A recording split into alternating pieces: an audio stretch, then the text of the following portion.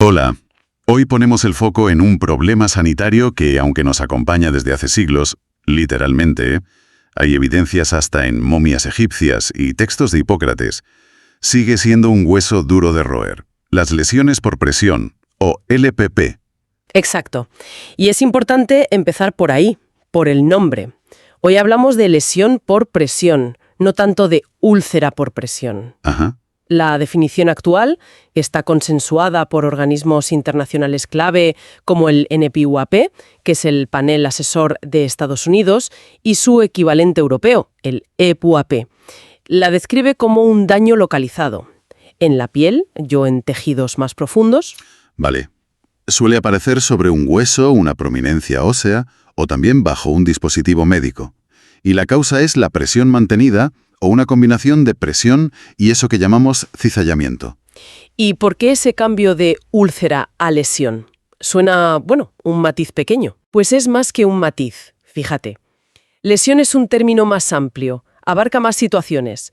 Porque no siempre hay una herida abierta, ¿sabes? No siempre hay una úlcera como tal. Ah, claro. Piensa en las lesiones de categoría 1, que es solo un enrojecimiento que no desaparece al presionar, o en las lesiones de tejidos profundos, donde el daño está por debajo con la piel aún intacta. Entiendo. Además, usar lesión subraya que es un daño que sufre el paciente, y se alinea más con la idea de que, en muchos casos, es un evento adverso, y uno que se podría evitar. Entendido. Pues para analizar a fondo este tema, contamos con material muy completo. Revisiones sistemáticas recientes, estudios de prevalencia muy detallados hechos aquí en España, que cubren hospitales, atención primaria, residencias e incluso pediatría. Sí, muy completos. También tenemos guías clínicas internacionales, análisis del impacto económico, estudios sobre prevención en quirófano, una guía de insumos clínicos y un marco de actuación para enfermería. Vamos que tenemos tela que cortar. Desde luego. Nuestra misión hoy: desentrañar por qué, con todo este conocimiento acumulado, las LPP siguen siendo tan prevalentes. Queremos entender qué funciona de verdad en prevención y dónde están los puntos débiles, ¿no?, en la práctica diaria. Exacto. Porque prevenir esto no es solo ahorrar costes, que también, es sobre todo mejorar drásticamente la calidad de vida de las personas. Vale, pues entremos en materia. Perfecto. Comencemos por tener una idea clara de la magnitud del problema. Los datos del quinto Estudio Nacional de Prevalencia en España, que es de 2017, son muy reveladores. A ver. En hospitales, la prevalencia global de LPP rondaba el 7,1%. Si incluimos todas las lesiones cutáneas relacionadas con la dependencia, LCRD, que es un concepto un poquito más amplio que ahora si quieres explicamos, sube al 8,8%. Casi un 9% en hospitales. Pero imagino que no será igual en todas las unidades, ¿verdad? Para nada, ahí está una clave importante. La UCI roza el 15% de prevalencia de LPP. ¿Un 15%? Sí. Y cuidados paliativos incluso más, casi un 17%. La hospitalización general, digamos la planta normal, se queda en un 6,7%. O sea que esto ya nos dice algo. Claro, nos dice que la inmovilidad extrema y la gravedad del paciente multiplican el riesgo de forma brutal. Prevenir el EPP en una UCI, por ejemplo, es una batalla constante. ¿Y fuera de los hospitales? ¿En casa? ¿En residencias? También hay datos, sí. En atención primaria, la prevalencia general es mínima, menos del 0,2% para las LCRD. Pero ojo, si nos fijamos solo en los pacientes que reciben atención domiciliaria, lo que se llama ABDOM, ahí la cosa cambia bastante. 6,1% de LCRD y un 3,7% específicamente de LPP. Sube bastante. Sí. Y en residencias y centros sociosanitarios, la LCRD global es del 6,2%, con la LPP siendo la más común, un 4%. Y un dato curioso, en residencias destacan las lesiones por humedad, con un 2,2%, más que en otros entornos. Mencionaste las LCRD, las lesiones cutáneas relacionadas con la dependencia. ¿Qué son exactamente? Para aclararlo. Pues mira, es un término paraguas, digamos, que es útil. Incluye las LPP, las que causan la presión o la cizalla, pero también otras lesiones que son muy frecuentes en personas dependientes. Vale. Como las causadas sobre todo por la humedad, por ejemplo, la dermatitis asociada a incontinencia, la DAI, ese daño en la piel por el contacto con orina, heces, Ya. también las lesiones por fricción, por roces y los desgarros cutáneos, que son típicos de pieles muy frágiles. Y a menudo, claro, los mecanismos se combinan. Vale, entendido. ¿Y qué pasa con la población pediátrica? Que a veces se nos olvida que los niños también pueden sufrir LPP. Y la sufren, desde luego. La prevalencia general en pediatría fue del 3,3%, pero de nuevo con puntos críticos. En las UCIs pediátricas se dispara a más del 9%. Bien, en la UCI. Sí. Y las lesiones por humedad, como la dermatitis del pañal, parecen menos frecuentes, un 1,6% más o menos, aunque los propios estudios advierten que podrían estar infradiagnosticadas. Podría haber más. Estas cifras ya dibujan un panorama, bueno, preocupante. Pero más allá de los porcentajes está el impacto humano real, el dolor crónico, las infecciones, la necesidad de curas constantes, el aislamiento social, mayor dependencia, y puede llegar a ser mortal. Absolutamente.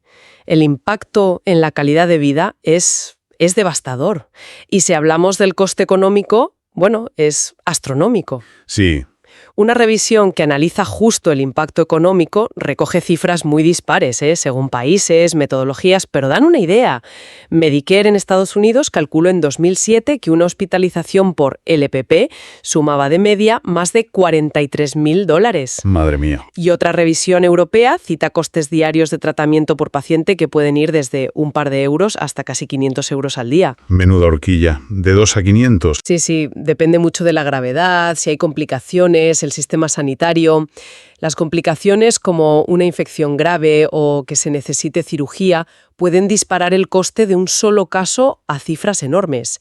Se ha llegado a estimar hasta $200.000. Uf. Y ahora la comparación clave.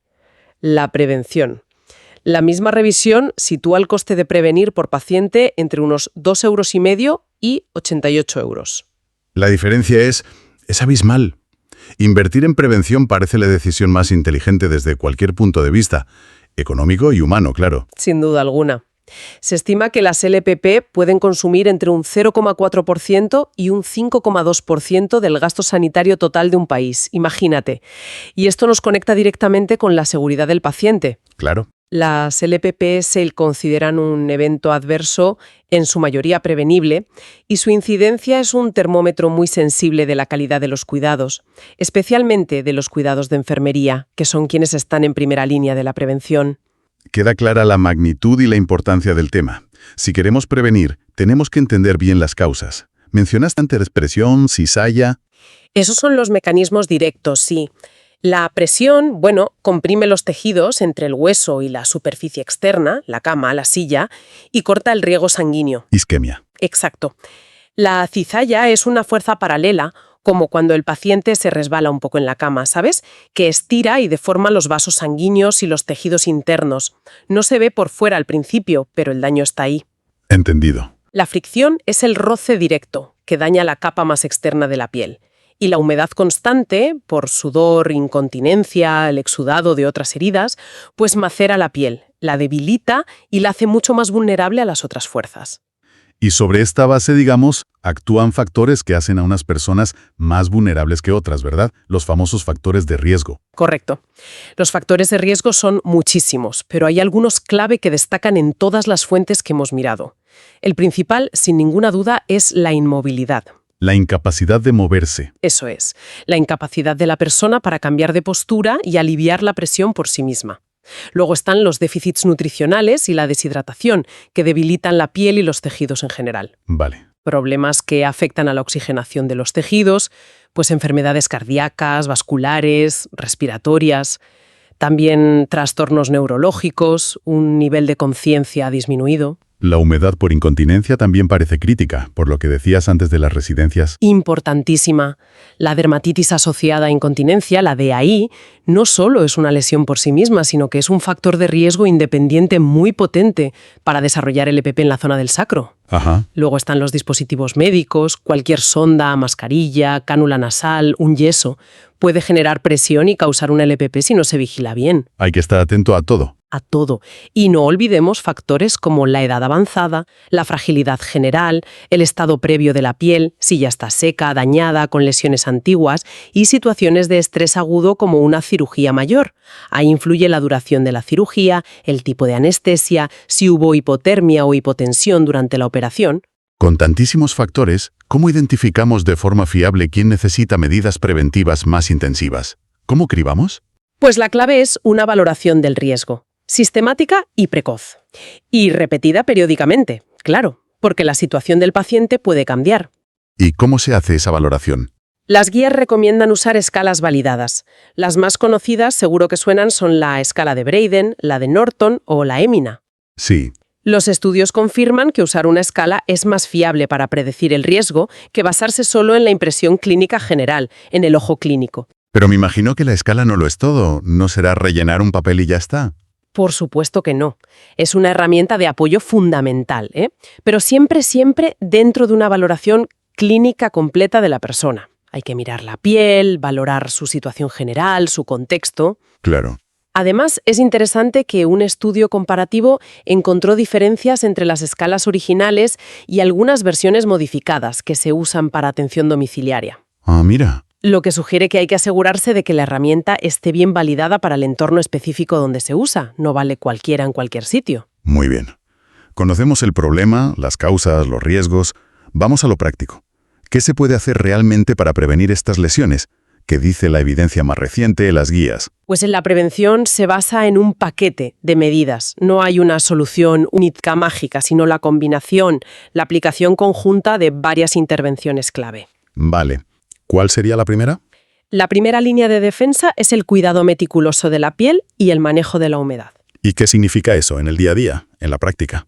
Pues significa mantener la piel limpia, seca y también hidratada, inspeccionarla a diario buscando signos tempranos como enrojecimientos que no palidecen, y si hay incontinencia o mucha humedad por sudor o exudado, usar productos barrera. Productos barrera. Sí, cremas o sprays que forman una película protectora. La guía de insumos menciona algunas específicas, como las que contienen óxido de zinc o dimeticona, tipo Cavilon, por ejemplo. Protegen la piel de la humedad y la irritación. Vale. Y para mejorar la resistencia de la piel en sí, para hacerla más fuerte, digamos, ¿hay algo efectivo? Aquí parece que había distintas opciones, ¿no? Sí, aquí una revisión sistemática aporta luz sobre productos muy usados, al menos aquí en España. Comparó los ácidos grasos hiperoxigenados, los AGOH, el aceite de oliva virgen extra, el AV, y el aloe vera. Aceite de oliva, en serio. Sí. Y la conclusión principal es que tanto los AGOHs, que son productos comerciales como Linovera o Corpitol, que también menciona la guía de insumos, como el AV, son efectivos y seguros para mejorar la resistencia de la piel y prevenir el EPP de categoría 1. ¿Y cuál es mejor? ¿O son iguales? Pues la eficacia parece ser muy similar entre los AGOH y el AV. La gran diferencia está en el coste. Me lo imagino. El AOV es muchísimo más barato. Un estudio que cita esta revisión calculó un ahorro potencial de más de 10.000 euros al año en una residencia simplemente usando AOV en lugar de AGO. ¡Ostras! Es un ahorro considerable. Desde luego. El aloe vera, aunque tiene propiedades beneficiosas para la piel, es cicatrizante, antiinflamatorio, parece ser menos efectivo específicamente para prevenir el EPP si lo comparamos con los otros dos. Interesante. Y una advertencia importante, estos productos, ya sea AGO o AOV, se aplican suavemente, sin masaje, sobre las prominencias óseas. El masaje podría arañar tejidos que ya están sufriendo por la presión. Interesantísimo lo del aceite de oliva, una opción eficaz y muy económica. Vale, tenemos el cuidado de la piel, pero la causa raíz es la presión, ¿no? ¿Cómo se maneja eso según la evidencia? Correcto. El manejo de la presión es el pilar central y tiene, digamos, dos componentes principales. La movilización y los cambios posturales por un lado, y el uso de superficies especiales de manejo de la presión, la SEMP, por otro. Hablemos primero de mover al paciente. Eso de los cambios posturales cada 2 horas suena a recomendación clásica de toda la vida, pero ¿sigue siendo así? ¿Y es factible siempre? Sigue siendo una recomendación fundamental, sí, pero con matices. La frecuencia exacta Cada 2 horas, 3 horas, 4 horas, debe individualizarse. Ah, no es una regla fija. No, depende del nivel de riesgo de la persona, de la superficie sobre la que está tumbada, no es lo mismo un colchón normal que una SEMP avanzada, y también de su propia tolerancia y comodidad. Claro. Lo que sí es crucial es la técnica. Hay que evitar arrastrar al paciente para no causar ni fricción ni cizalla. Usar ayudas como sábanas deslizantes o grúas, si hace falta, es esencial. Vale. También limitar la elevación del cabecero de la cama, idealmente en menos de 30 grados, y la inclinación lateral, también menos de 30 grados, ayuda a reducir la presión en el sacro y en los trocánteres, en las caderas. ¿Y los talones? Y siempre, siempre liberar los talones. Son muy vulnerables. Poner una almohada bajo las pantorrillas para que queden al aire es una medida básica y efectiva. Y usar recordatorios visuales como relojes posturales puede ayudar a sistematizar estos cambios en las unidades. ¿Y si la persona está sentada? Que también pasan muchas horas así. También hay que controlar el tiempo y la postura. En personas de alto riesgo no se recomienda estar sentado más de 2 horas seguidas sin aliviar la presión. Cada 2 horas, levantarse o cambiar. O al menos aliviar presión. Incluso sentadas deberían hacerse pequeños cambios de peso cada 15 minutos, si es posible. Y asegurar una buena postura con apoyo adecuado, que no estén mal sentados. Mencionaste la SEMP, las superficies especiales, los colchones y cojines antiescaras, como se les llama coloquialmente. ¿Qué sabemos sobre cuáles funcionan mejor? ¿Hay novedades? Las SEMP son clave para pacientes con riesgo moderado o alto, sin duda. Hay 2 grandes tipos. Las estáticas, que simplemente reparten mejor la presión al aumentar la superficie de contacto, como los colchones de espuma viscoelástica de alta densidad o los colchones de aire estático. Vale. Y las dinámicas, que tienen un motor que infla y desinfla celdas alternativamente para ir cambiando los puntos de apoyo. Son los típicos colchones de aire alternante. ¿Y cuál se usa cuándo? Bueno, la recomendación clásica es usar estáticas para riesgo bajo o moderado y dinámicas para riesgo alto o muy alto, o si ya hay una LPP establecida. Pero parece que hay hallazgos nuevos o matices importantes aquí, ¿no? Según las fuentes. Sí, una de las revisiones aporta un dato muy interesante, la verdad.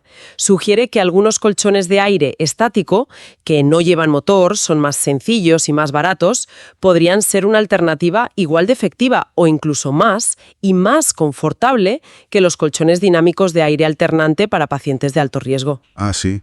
Estático, mejor que dinámico en alto riesgo. Pues un estudio encontró menor incidencia de LPP de categoría 2 a 4 y una aparición más tardía de las lesiones con estos colchones estáticos de aire comparados con los dinámicos. Esto es relevante por el coste, claro, pero también por la comodidad para el paciente. Vaya. Lo que sí desaconsejan claramente las guías son los sobrecolchones de aire alternante muy finos, esos que tienen celdas de menos de 10 centímetros. Esos no alivian la presión lo suficiente. Es un poco contraintuitivo que algo estático pueda ser mejor que algo dinámico de alta tecnología para pacientes de alto riesgo. ¿Se sabe por qué podría ser? Los estudios no profundizan en el mecanismo exacto, pero se especula que las superficies estáticas de alta calidad proporcionan una inversión y una redistribución de la presión muy constante y efectiva, mientras que algunas dinámicas, si no están bien ajustadas o si el paciente se mueve mucho, pueden tener picos de presión intermitentes o generar incomodidad, y eso puede afectar al descanso. Entiendo. No significa que las dinámicas no sean útiles, pero sí que las estáticas avanzadas son una opción muy a tener en cuenta, incluso en alto riesgo. Hay que valorarlo. Ahora, la pregunta del millón. ¿Se usan estas superficies siempre que hacen falta? ¿Llegan a los pacientes que las necesitan? Pues aquí tocamos una de las brechas importantes entre la teoría y la práctica. El estudio de prevalencia en hospitales españoles reveló que alrededor de un 25% de los pacientes que ya tenían una LPP seguían sin tener una SEMP adecuada a su situación. Un 25%, teniendo ya la lesión. Sí, esto indica un fallo claro en la implementación de las recomendaciones basadas en la evidencia. Hay un problema ahí. Es frustrante, la verdad. Tenemos la herramienta, sabemos que funciona, pero no siempre se usa. ¿Qué más hay en el arsenal preventivo? Mencionaste los apósitos. Sí, los apósitos preventivos son un complemento. No son la base, pero ayudan. Se usan sobre la piel intacta en zonas de mucho riesgo, como el sacro o los talones, sobre todo si hay riesgo de fricción o cizalla. ¿Y qué hacen exactamente? Su función principal es reducir ese roce y ayudar a redistribuir un poquito las fuerzas de presión locales. Hay de varios materiales. espumas de poliuretano, hidrocelulares, hidrocoloides, films transparentes. Importa mucho el material del apósito.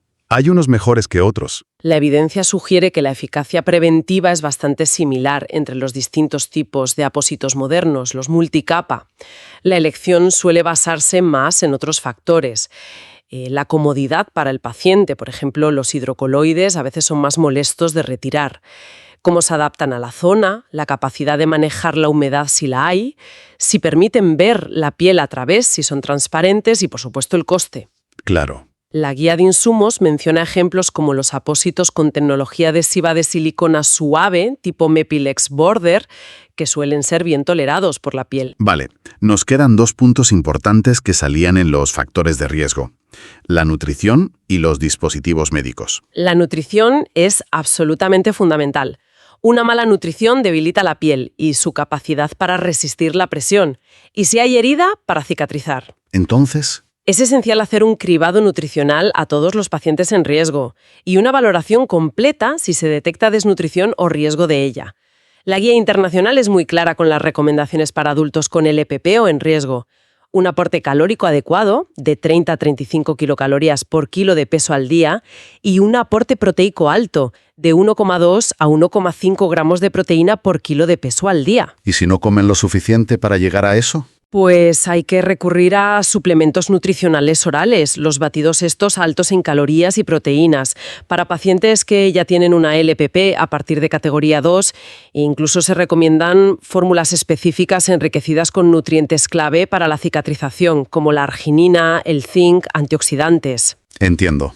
Y por supuesto, no olvidar asegurar una buena hidratación. Beber suficiente líquido es básico. Y el riesgo por los dispositivos médicos, un apunte rápido. Un apunte rápido pero importante. No solo las camas y las sillas causan LPP. Cualquier dispositivo médico en contacto con la piel puede hacerlo. Las gafas nasales para el oxígeno, las mascarillas, los tubos orotraqueales, las sondas, los yesos, las férulas. Casi cualquier cosa. Casi cualquier cosa. La clave es la vigilancia. Revisar la piel que está debajo del dispositivo regularmente, asegurarse de que ajusta bien pero sin apretar demasiado y, si es necesario, usar apósitos finos como barrera protectora entre el dispositivo y la piel. Parece un conjunto de medidas muy completo y muy lógico, la verdad. Y lo interesante es que, cuando se aplican de forma coordinada, parece que los resultados llegan. Mencionaste un estudio español sobre un paquete de cuidados. Sí. Un estudio realizado en Burgos que implementó un paquete estructurado de medidas preventivas. Hicieron valoración sistemática del riesgo con la escala Braden a todos los pacientes, dieron formación específica al personal de enfermería y protocolizaron el uso de SEMP y de protectores de talones. ¿Y los resultados? Espectaculares.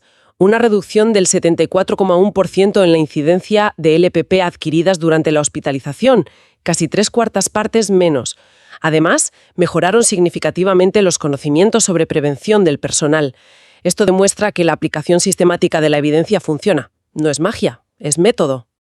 Entonces, aquí está la gran pregunta, la que nos hacíamos al principio. Si sabemos qué hacer, tenemos herramientas, algunas incluso súper baratas como el aceite de oliva, tenemos escalas de valoración, tenemos evidencia de que los paquetes de cuidado funcionan, ¿por qué siguen siendo las LPP un problema tan persistente? ¿Dónde falla la cadena? ¿Qué pasa? Esa es la cuestión central, ¿verdad? Y la abordan varias de las fuentes, sobre todo las que reflexionan sobre la implementación. La respuesta corta es la brecha entre el conocimiento y la práctica. ¿Y por qué? ¿Es falta de tiempo, de personal, desgana? Son factores clave, desde luego. Un artículo de Reflexión chileno habla del concepto de cuidados perdidos u omitidos. Cuidados perdidos. Sí, intervenciones de enfermería que son necesarias, como los cambios posturales o la valoración de la piel, pero que a veces no se realizan por sobrecarga de trabajo, falta de personal o porque se tienen que priorizar otras tareas que se perciben como más urgentes en ese momento. Ya. La urgencia mata la importancia a veces. Exacto. También influye la falta de estandarización en algunos entornos. El mismo artículo mencionaba la falta de guías específicas para atención domiciliaria en su contexto, por ejemplo. O sea que no es solo saber qué hacer, es poder hacerlo y que haya una estructura que lo facilite y lo exija, ¿no? Exacto. Hay variabilidad en la práctica clínica. Vemos en los estudios de prevalencia que las escalas no siempre se usan o no se interpretan correctamente. que las SEMS no siempre están disponibles o no se elige la adecuada para ese paciente en concreto. Entiendo. Todo esto apunta a la necesidad no solo de formación continua, que es importante, sino de un cambio cultural hacia una verdadera cultura de seguridad en las organizaciones sanitarias. El marco de actuación enfermera y la revisión sobre prevención en cirugía insisten mucho en esto. ¿En qué insisten? En que se necesita un compromiso institucional fuerte, real, trabajo en equipo multidisciplinar efectivo, no solo sobre el papel, y un liderazgo enfermero visible y potente que impulse y monitorice la prevención de forma continua, que sea una prioridad para todos. Bueno, hagamos una recapitulación rápida. Las LPP son un viejo conocido con un impacto enorme en salud y en costes. La prevención es multifactorial. Valorar bien el riesgo, cuidar la piel y la humedad, manejar la presión con cambios posturales y superficies adecuadas, optimizar la nutrición, usar apósitos como ayuda extra y vigilar los dichosos dispositivos. Tenemos evidencia sólida y herramientas eficaces, algunas sorprendentemente costo-efectivas como el aceite de oliva. Si tuviéramos que destilar la esencia de todo esto, ¿cuál sería el mensaje clave final? Pues yo diría que la solución no reside tanto en buscar la próxima tecnología revolucionaria, aunque la innovación siempre ayuda, claro, sino en la implementación consistente, sistemática y personalizada de las estrategias preventivas que ya sabemos que funcionan. Implementación, esa es la palabra. Sí, adaptadas a cada persona, a cada nivel de riesgo y a cada entorno de cuidados. Y esto no es solo responsabilidad individual del profesional que está a pie de cama.